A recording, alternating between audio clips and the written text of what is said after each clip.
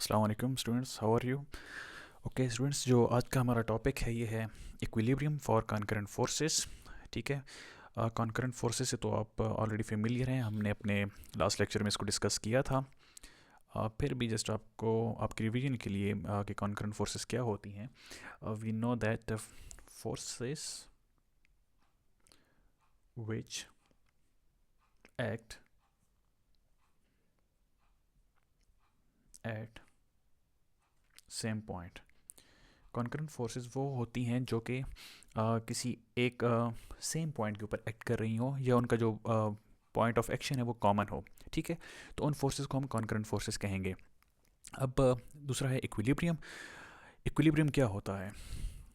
Well, equilibrium ये हमारे पास वो स्टेट होती है जब किसी एक ऑब्जेक्ट के ऊपर, किसी पॉइंट के ऊपर, किसी बॉडी के ऊपर जब डिफरेंट फोर्स एक्ट कर रही हो और उनका जो कंबाइन इफेक्ट है वो ज़ीरो के इक्वल हो।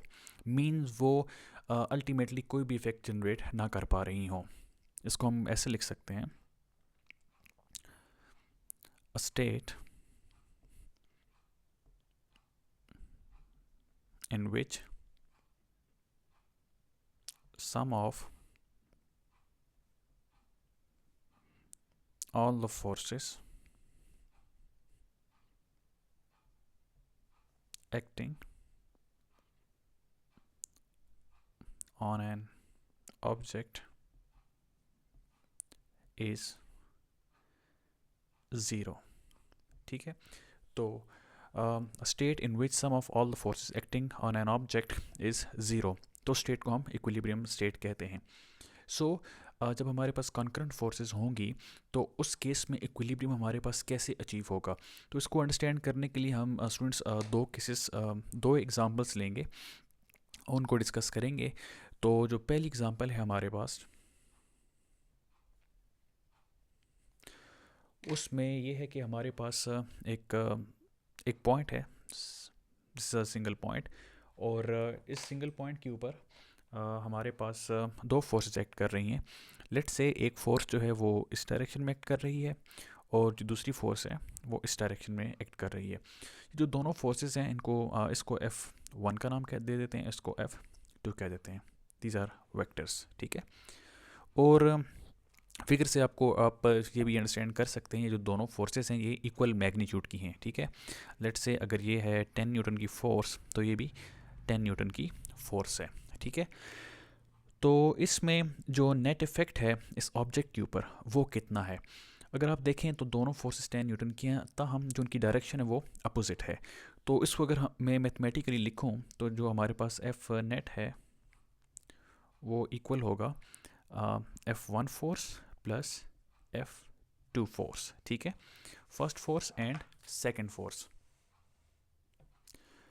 तो जो F1 है वो है हमारे पास 10 न्यूटन, प्लस जो F2 है वो भी 10 न्यूटन है। ताहम जो F2 है वो उसका मैग्नीट्यूड तो सेम है, वो भी 10 न्यूटन ही है, लेकिन उसकी जो डायरेक्शन है वो अपोजिट है। सो उसको हम फिर ऐसे लिखेंगे -10 न्यूटन। ठीक है। सो जो तो हमारे पास आ जाएगा 10 न्यूटन माइनस 10 न्यूटन। ठीक है। तो वी विल गेट ज़ीरो। सो जो एफ नेट होगी हमारे पास वो ज़ीरो की इक्वल होगी। मीन्स जो दो फोर्सेस एक्ट कर रही हैं इस ऑब्जेक्ट के ऊपर, उनका जो नेट इफेक्ट है वो ज़ीरो है।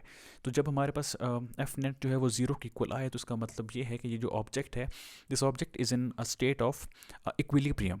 मीन्स या तो ये यूनिफॉर्म मोशन में है या फिर ये स्टेशनरी हालत में है। तो इसकी जो भी करंट स्टेट है ये अपनी दैट करंट स्टेट जो है उसको सस्टेन करेगा, उसको तब्दील नहीं करेगा। ठीक है। तो ये तो होगी हमारी फर्स्ट एग्जांपल। अभी हम सेकंड एग्जांपल लेते हैं।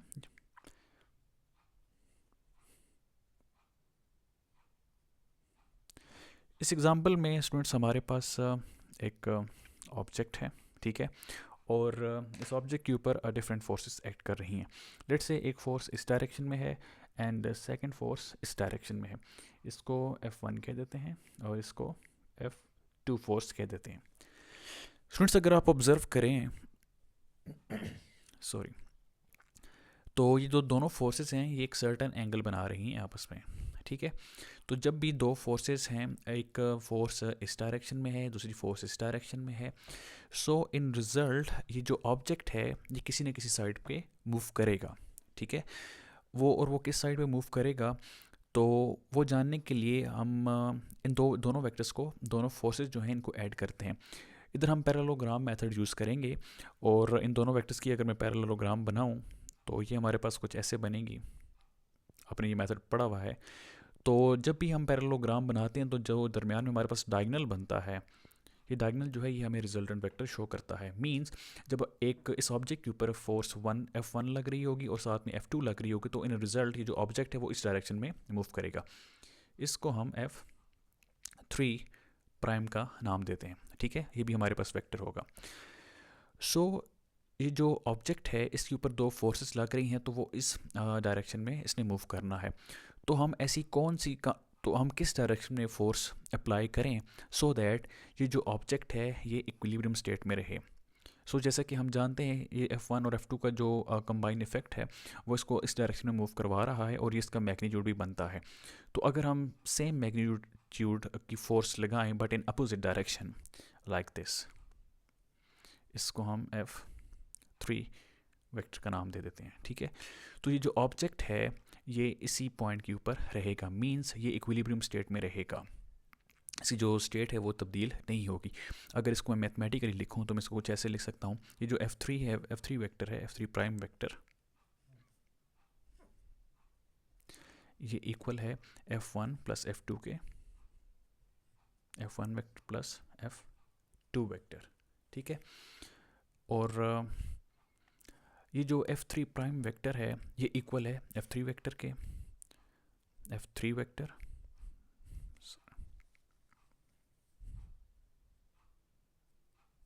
Is equal to minus F3 prime vector, ठीक है। Mean this is F3 prime vector and this is F3 vector. ये दोनों वेक्टर्स आपस में इक्वल हैं, their magnitude is equal to each other. Although ताहम ये जो इनका जो डायरेक्शन है वो अपोजिट है, that is why we will use minus sign here. तो ये जो F'3 वेक्टर है इसकी अगर मैं वैल्यूज पुट करूँ जो कि F1 प्लस F2 है, तो ये मेरे पास आ जाएगा F1 vector plus F2 vector इस इक्वल टू, माइनस को अंदर मल्टीप्लाई कर दें तो minus F1 vector minus F2 vector, ठीक है।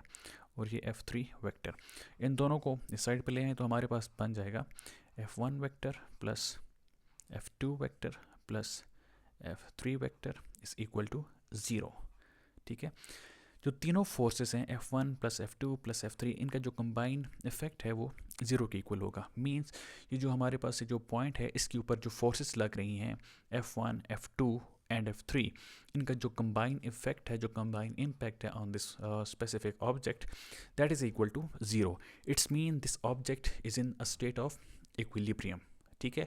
अगर ये उस टाइम एक यूनिफॉर्म मोशन में है तो ये अपनी हालत को तब्दील नहीं करेगा, means he will sustain his uniform motion. और ये अगर ये स्टेशनरी हालत में है, साकन हालत में है, रुका हुआ है, तो तब भी ये अपनी करंट पोजीशन को, करंट जो सिचुएशन है इसकी, उसको तब्दील नहीं करेगा। So students, this was our equilibrium for concurrent forces. Hope you have understood it well. If you have any question, you are most welcome to ask. Thank you.